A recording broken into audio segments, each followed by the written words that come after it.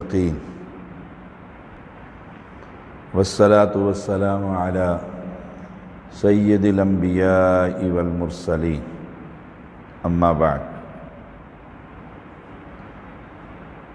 کل کے سبق میں جعفر رضی اللہ تعالی عنہ نے نجاشی کے سامنے جو گفتگو کی اور پھر رسول اللہ صلی اللہ علیہ وسلم کی دعوت پیش کی، اس میں آخری بات تھی وَقَوْلِ الزُّورِ، کہ جو پیغمبر ہمارے اندر مبعوث ہو کر آئے وہ ہمیں جھوٹی بات سے منع کرتے ہیں۔ جھوٹ بہت بڑا گناہ، اور ہرقل نے بھی جب ابو سفیان رضی اللہ تعالی عنہ اسلام سے قبول کرنے سے پہلے اس نے بھی سوال کیا تھا کبھی جھوٹ سنا ہے ان کی زبان اقدس سے؟ فرمایا نہیں، ابھی تک تو نہیں سنا، ابھی تک نہیں۔ تو جعفر رضی اللہ تعالیٰ نے کہا بادشاہ کو، وہ ہمیں منع کرتے ہیں جھوٹی بات، اور ہمارے ہاں موبائل کے دور میں تو جھوٹے لطیفے، جھوٹی پوسٹیں، 1 اپریل کو جھوٹ کا طوفان، جھوٹ کا طوفان، اس سے منع کرتے ہیں۔ وَأَكْلِ مَالِ الْيَتِيمِ، یتیم کا مال کھانے سے منع کرتے ہیں رسول اللہ صلی اللہ علیہ وسلم۔ یتیم کے سر پر شفقت کا ہاتھ، یتیم کا مال نہیں کھانا۔ اور گارڈین کی اکثر کی کوشش ہوتی ہے کہ بچوں کے جوان ہونے سے پہلے جو بچا سکتا ہوں قابو کر لوں۔ اللہ اکبر۔ ہماری مسجد کے ایک نمازی جو ان کے والد فوت ہوئے تو سگے چچا نے جتنا قابو کر سکتا تھا نہ کیا، سچا واقعہ ہماری مسجد کا۔ کاروبار 2 بھائیوں کا اکٹھا، ایک فوت ہو گیا، دوسرے نے کہا مرنے والے کا تو حصہ ہی نہیں تھا۔ پھر یونین، اور پھر لوگ، پھر برادری، پھر عدالتیں، چھوٹی عمر پر جو ان پہ مصیبتیں آئیں۔ مال یتیم کا مال، مدارس میں یتیم کا مال آتا، کچھ بچوں کی کفالت ہوتی ہے، دارالیتامہ بنتے ہیں، وہ مال ان بچوں کا ہوتا ہے۔ کھاتے کون ہیں؟ سوچئے گا ذرا۔ اور میں جو نبی آیا اس نے منع کیا یتیم کا مال نہیں کھانا، یتیم کو دینا ہے، یتیم کا مال نہیں کھانا۔ اور جھوٹ بھی نہیں کہنا میرے مدرسے میں 100 بچے یتیم پڑھتے ہیں۔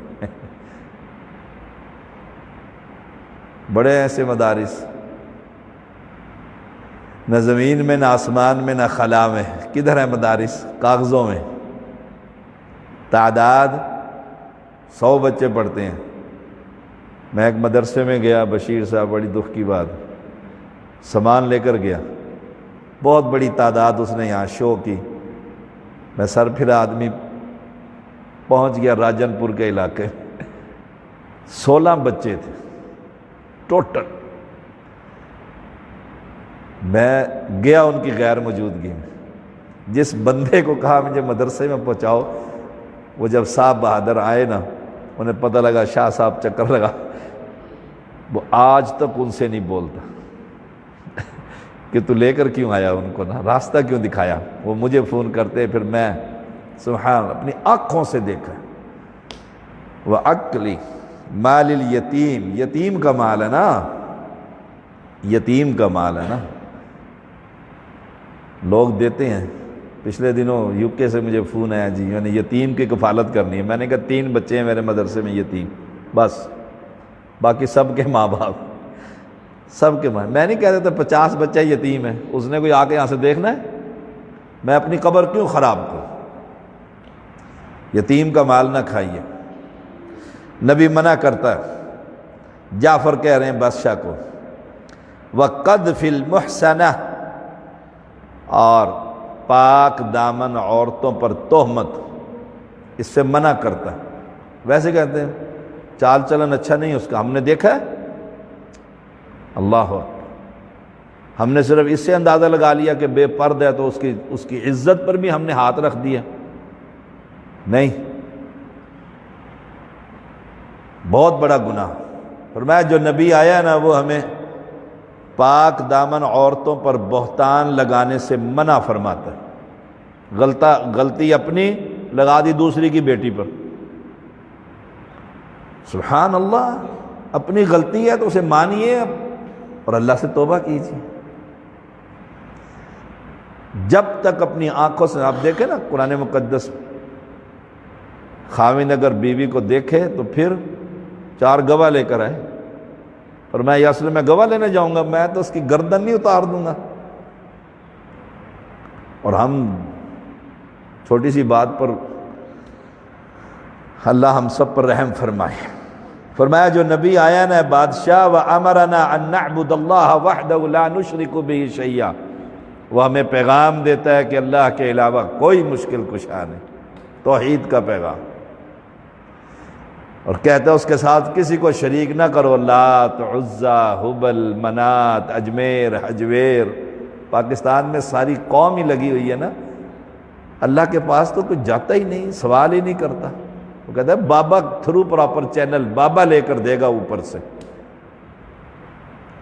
یہ مرے ہوئے ہیں فوت شدہ، یہ ڈائریکٹ سنتے ہیں، قبر پر کھڑا ہو کر کہتا ہے نا بابا لک بیڑی دھک، کہ یہ ڈائریکٹ سن، اور جو زندہ ہے وہ ڈائریکٹ نہیں سنتا۔ عقل دیکھو مشرک کی، جو زندہ ہے وہ ڈائریکٹ نہیں سنتا، وہ کہتا ہے بابے کے تھرو پرچی آئے گی، اور جو مر گیا ہے نلایا دلہا وہ ڈائریکٹ سنتا ہے۔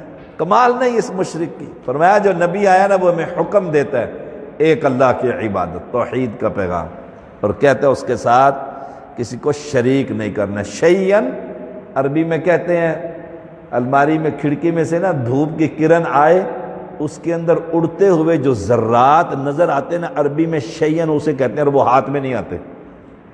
کوئی انجینئر پکڑنا چاہے نا، عبد الرحمن انجینئر کے میں پکڑوں، ہاتھ میں نہیں آتے۔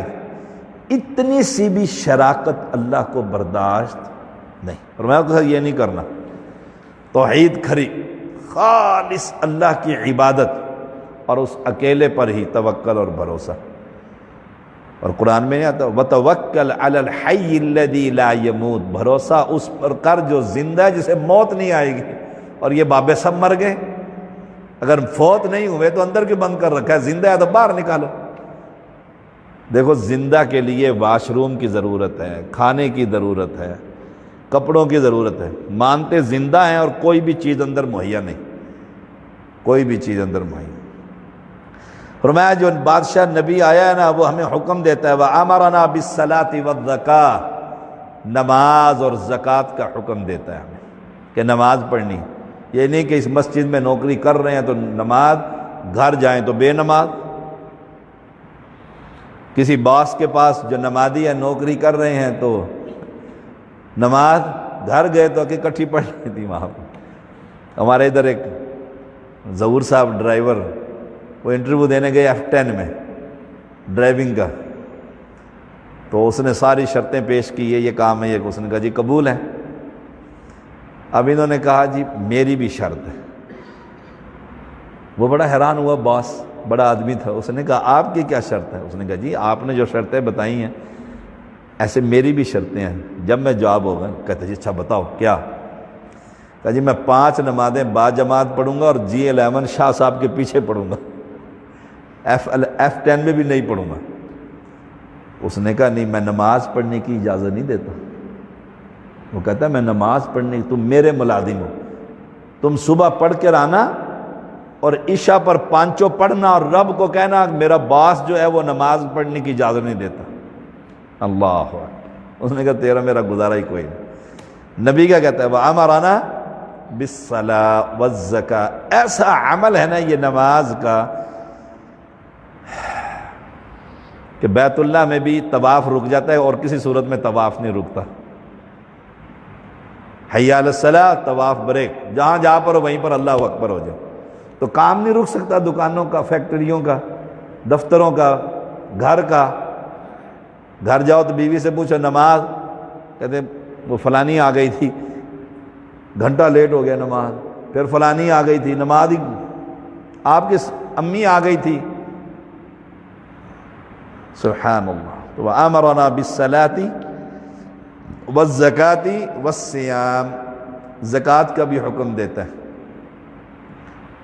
زکوٰۃ مال کو پاک کرتی ہے، بڑھاتی ہے اور دل کو سکون دیتی ہے. والصیام، روزہ رکھنے کا ہمیں حکم دیتا ہے. قال فعدد علیہ امور الاسلام، اور اسلام کی چند باتیں اور بتائیں جعفر رضی اللہ تعالی عنہ نے نجاشی بادشاہ کو کہ یہ پیغمبر ہمیں حکم دیتا ہے. اب اپنا کردار بتایا کہ دعوت تو دے دی رسول اللہ صلی اللہ علیہ وسلم نے، یہ کام نہیں کرنے. کل ہم نے اس میں سبق میں کچھ پڑھا دیے تھے آپ کو، 6 کام ہم کرتے تھے، اس کے بعد نبی آئے تو نہ. اب خود کیا کہتے ہیں، ہم آپ کے پاس جو آئے ہیں فصدقناہ، سب سے پہلے ہم نے اس پیغمبر کی تصدیق کی، یہ اللہ کا پیغمبر، بس یہ اللہ کا سچا پیغمبر ہے. آمنا بھی، ہم اس پر ایمان لے کر آئے.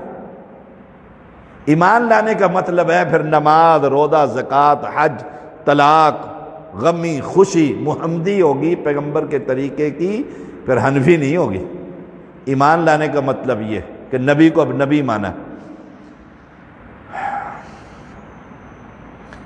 وَاتَّبَعْنَاهُ عَلَى مَا جَاءَ بِهِ، وہ جو لے کر آئے، جو دعوت انہوں نے دی، ہم نے اس کی پیروی کی، ہم نے اس کی اتباع کی. اور اب اگر آپ دعوت دیں کہ دیکھیے نماز کا طریقہ تو حدیث میں ایسے آتا ہے، طلاق کا طریقہ تو حدیث میں ایسے آتا ہے، حج کا طریقہ تو میدان عرفات میں ظہر عصر کو 2 کر کے جمع کر کے پڑھنا. نہیں جی نہیں، ہمارے امام صاحب نے تو یوں فرمایا، پھر پیروی کیسی ہوئی. اب ایک نجاشی بادشاہ کے پاس جعفر رضی اللہ تعالی عنہ چند دن کے مسلمان، اور تصدیق کتنی زبردست کر رہے ہیں. ہم ان پر ایمان لے آئے ہیں، ہم ان پر تصدیق کرتے ہیں. فَعَبَدْنَا اللَّهُ وَحْدَهُ فَلَمْ نُشْرِكْ بِهِ شَيْئًا، اب ہم اللہ کی عبادت کرتے ہیں اور اس کے ساتھ کسی کو شریک نہیں کرتے. کوئی بابا شابا، کوئی لات منات، ہر پتھر کو چھوڑ دیا ہم اس اللہ کی عبادت کرتے ہیں. ہمارا جرم یہ ہے جو وفد ہمیں لینے کے لیے آیا کہ انہیں واپس کریں، انہوں نے اپنا دین آبا و اجداد کا چھوڑ دیا ہے. اے بادشاہ، ہمارا جرم یہ ہے کہ ہم اللہ کی توحید بیان کرتے ہیں، اس کی عبادت کرتے ہیں، سجدہ صرف اسی کو کرتے ہیں. کوئی نہ کان میں مندری، نہ آنکھ میں انگوٹھی، کوئی بالی، کوئی کڑا، کوئی پیر کے اندر چھلا، کوئی بواسر، کوئی شے نہیں. ہم اللہ کی عبادت کرتے ہیں خالص، اور اس کے ساتھ کسی کو شریک نہیں ٹھہراتے.